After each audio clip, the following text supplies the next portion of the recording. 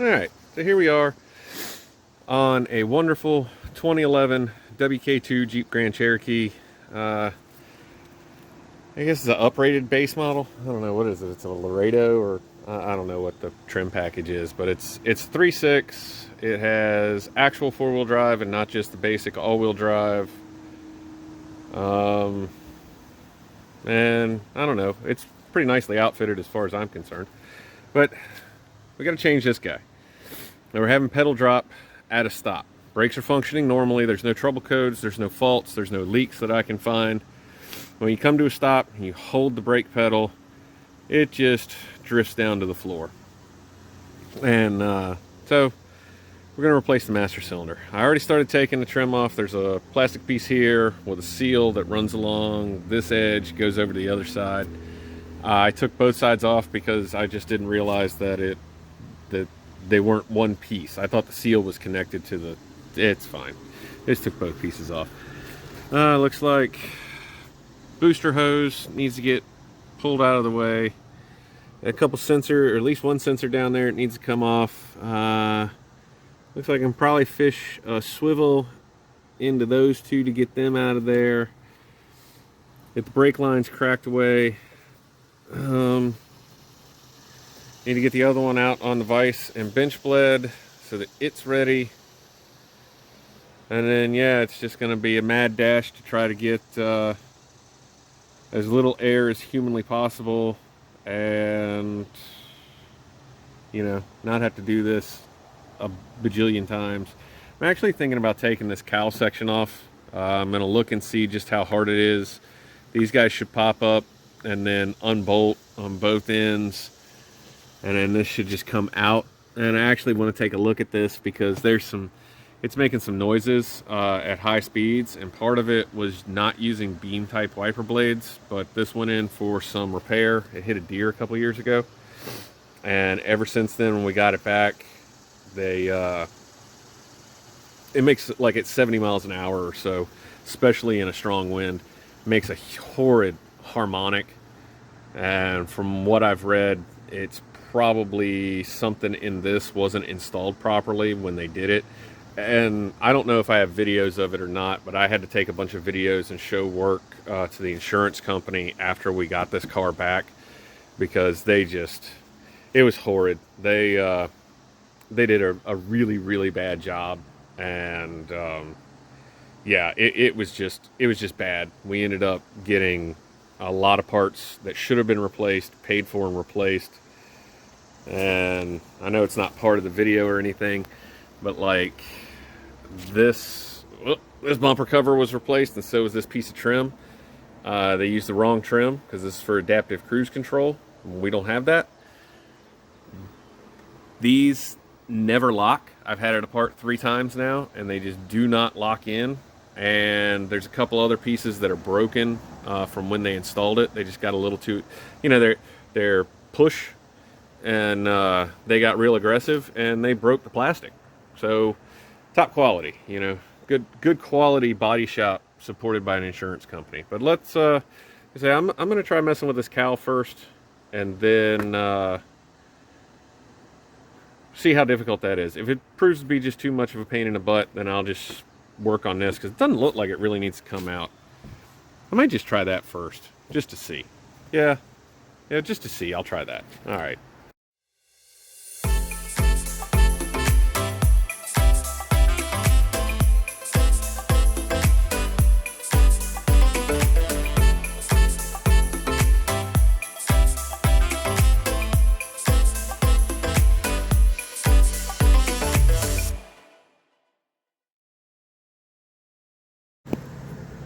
Alright, well, as you saw, I decided not to take this out, just give it a shot, and get in there with a wobble socket on a wobble extension, locking wobble extension. Always, if you're getting wobble extensions, just spend the extra cash and get the locking ones.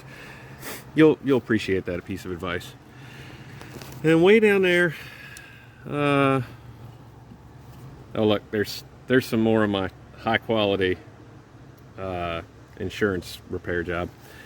Well, let's see, can we get the camera and a light down in there? But way down in there, was filled with mouse house. So I guess I ought to be real glad that, you know, I don't have any weird like electrical issues or anything being that close to the firewall. There is a big bundle of wires that goes right there, you know, almost like it's primary wire set or something like that. Kind of importance. I mean, when they had the fender off, to repair it properly, because this fender was just destroyed. You know, you'd think you'd see that in there and go ahead and grab it. But hey, you know, you get what you pay for these days, and that was a whole, like I said, that was a whole mess. That I'm not usually one to just badmouth shops, but those kind of shops are what give body shops and insurance adjuster type work person's jobs. Can't speak today, no speak it English. Yeah, they give them a bad name. You know, just, I can understand if you're backed up or you got a lot of work, or maybe it's something weird and you got to learn how to do it, or you need to get a new piece of equipment or something like that. I can understand delays and things, but I mean, just shoddy work, cutting corners, don't do stuff like that. Anyway, back to El Problemo, the master cylinder. So we got this loose. I loosened the lines so that they'll come apart pretty nice and easy. And now it's going to be time to go back in the garage and set up the master cylinder for bench bleeding.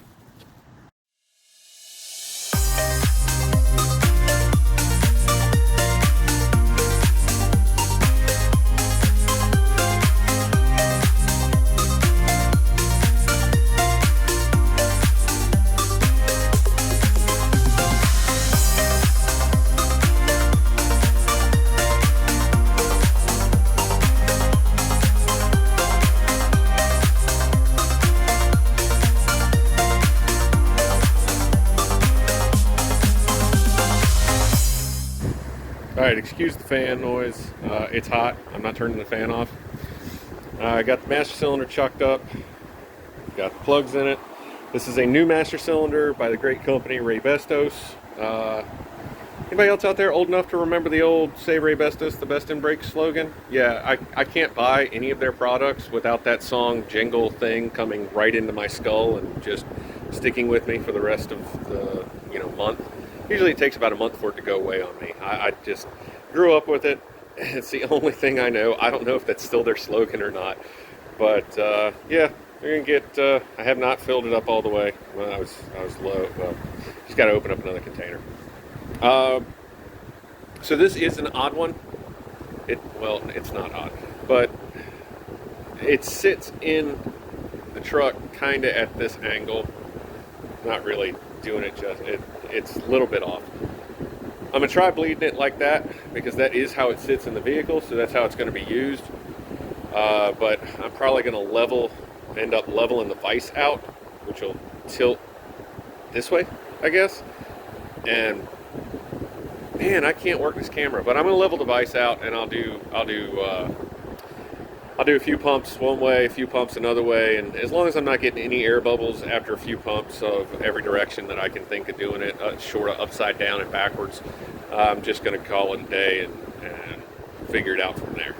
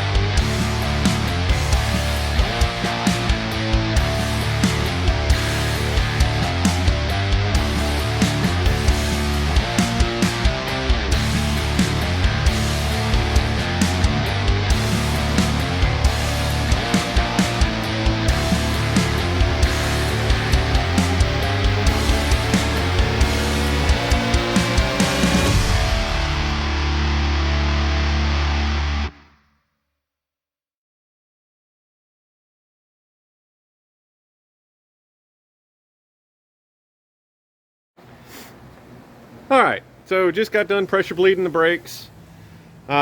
These things are great. I never really liked them. I didn't mind the vacuum, like the suction ones, too much, but I just never really had a lot of experience with these. A buddy of mine was like, man, you've got to get one. And I got one a couple years ago, and he was not wrong. It's very nice. But for as nice and fancy as all my stuff is, you know, I still have a coffee can from like 1986 to catch all my fluid when it drains out. So, you know, you can only get so high tech. You can't be too fancy when you start doing this. But I pushed through. How much did I put in there? I've used about 3 quarts, and so yeah, I pushed through probably a little over a pint in each one through each caliper. So things should be good to go on that. I'm gonna clean it up, button it all up. The back wheels, obviously, those were done first, and so they're back on and torqued. I'm gonna get these guys back on, torqued down, and then I guess I'll take it for a quick drive and see if the pedal fade goes away, or if it's you know, if I still got problems. I don't know. We'll figure it out. All right. Well, took it for a road test. Stops fine. It doesn't feel like the brake pedal's fading the way it was. I can come to a complete stop, keep my foot on it, and doesn't feel like it moves. It used to just instantly drop to the floor. I really don't like the way the brake pedal feels in this in general, and that's just something that's a problem I've developed over the years, probably in the last 10 years with some of these that are, I don't know what's right. Luxury adjacent. Yeah, some people consider the Grand Cherokee luxury, some people don't. I really, personally, being a Jeep guy, I feel like the WK2 is the tipping point. You know, I'm old enough to remember when Land Rover started trying to do that with Range Rover, and people were like, it's a Rover, it's not luxury, it's blah, blah, blah. And then there was a tipping point with, I don't know, maybe the P38, but definitely when you get into the, what is it, the L322, when the Range Rover went full independent suspension with air ride and everything like that. Yeah, they really did go, they went all in. You know, they did convert the Range Rover in the Rover lineup from just a nice SUV to a luxury SUV. I feel, personal opinion, you know, so it's what it is. The WK2 Grand Cherokees, they did the same thing. That was the tipping point. The WK1s, no, you can still get cloth interior. You can get all sorts of basic stuff. I don't know if you can get cloth interior in these, and that's besides the point of a Master Cylinder replacement video, because I have just rambled for like 2 minutes. Old man screaming at clouds. I know, really, it's bad. But yeah, everything's come to a stop. Pedal doesn't fade anymore. No weird lockups from the ABS. No weird feel while stopping or anything like that. You know, no pulsations, no nothing to indicate that there's odd air trapped in the system, that I didn't purge enough of the air out. So everything should be good to go. And just kind of a follow-up. Thank you, air compressor. Thank you, having a cough. The cowling did not have to come out. It would probably make things, I don't think it would make anything easier, actually. Unless you were doing the booster, I don't think it would make anything easier. Definitely you need a wobble socket for that lower one, or at least I did, because the bolts are cattywampus. They're not straight across from each other. They're like that. Dang it, I got that coughs now. But it much more straightforward than some other vehicles in the last 10 years or so, 15 years. So that was good. I was happy with it. Everything's okay, it seems like, and now on to the next problem. So everybody get out and have fun.